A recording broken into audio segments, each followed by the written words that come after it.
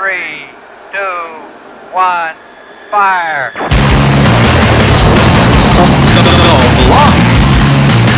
Salt Lake City. Hi, I'm Earth. We met. Salt the Block Podcast, presented by Sound of Silencer. Alright guys. Alright. Rolling whenever you are. Hey, this is Tyler with Salt the Block. This is Chad. And we're hanging out with Josh from Boing. We're gonna take a tour of the house and do an interview with this handsome fellow.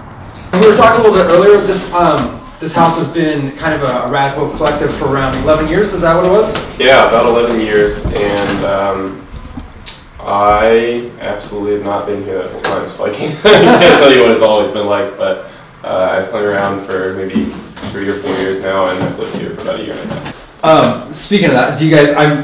I mean, for people who aren't here, they've got a big end capitalism thing right outside. When people walk by, I mean, I'm sure it's been up for a while now, and so people are used to it. But in the beginning, were people like, "What?" and a little bit freaked out, or? You know, I mean, maybe this is just because they wouldn't say so, but I've never heard anyone be like, "What is that about?" I've only ever heard people be like, "Ah," you know, or like honk their horn. Now, do you guys list on couch surfers or anything like that? A number of the people who live here do list on couch surfing, but also with spaces like this, there's kind of a network across the states, and you know, people just kind of can get information from a number of sources, like people they know, or we're also listed in a couple of kind of directories of radical spaces, and so that's how people end up seeing it as well. Is the Boing house a sober house, so to speak, or?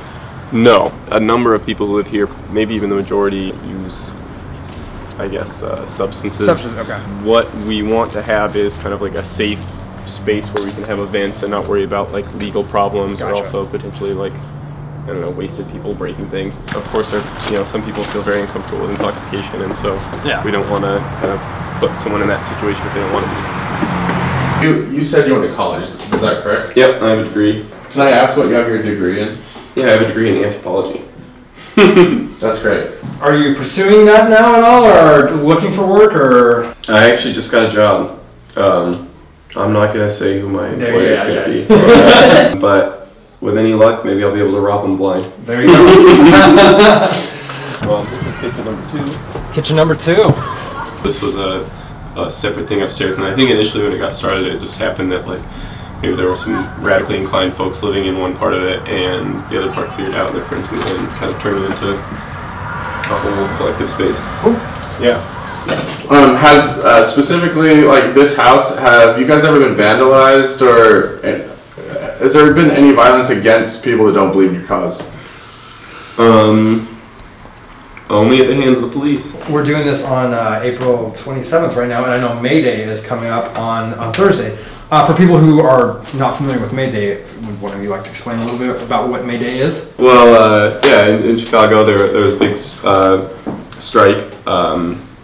It was very violently put down by the police, who ended up killing people, imprisoned a lot of people. There was kind of a counter demonstration called for a few days later, and in the aftermath they rounded up kind of like people prominently involved in anarchist organizing throughout the city, and they put a number of them to death. They did this while acknowledging that some of the people they were putting to death were not even present, and so the idea was basically that anarchism was on trial. How about some bullet points of why capitalism should be ended? Yes. Just a quick overview. Yeah, absolutely.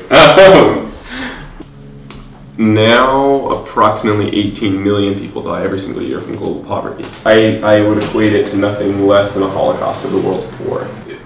These people aren't dying because there's not enough medical supplies, food, housing for everyone. It's because they're distributed based on profit rather than based on human need. So I think we find that repulsive.